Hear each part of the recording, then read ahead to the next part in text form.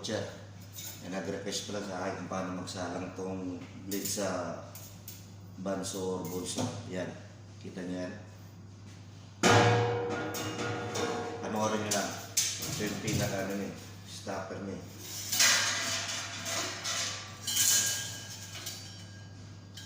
Nakap mo lang yan. Yan. Dito sa ilalim. Nakikita mo ito. May ano siya dito eh. Ganyan lang kasimple. Yan. Check mo lang yan kung maganda kung pantay-pantay. Yan. Nakita mo itong may lock dito. Pang lock to. Yan. Slack na yan. Ganyan mo na to. Yan. Pag magtanggal naman yan, tanggalin mo lang. Yan. Sa mga ganyan na. Kusa na siya matatanggal.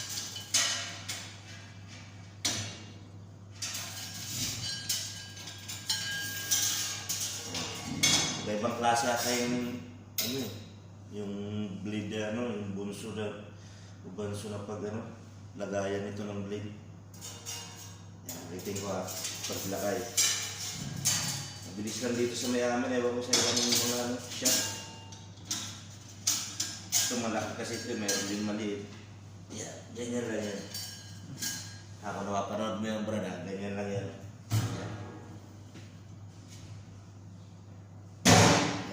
Lock na.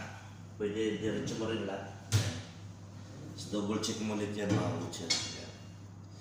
Pag maganda na iikot kasi meron naman yan. Baka hindi nagpantay pati sa ilalim. Yan. Okay na. Okay, ganun lang yan. Gusto matuto mag sarang. Mabilis lang yan. Saglit lang yan. Okay mga butcher?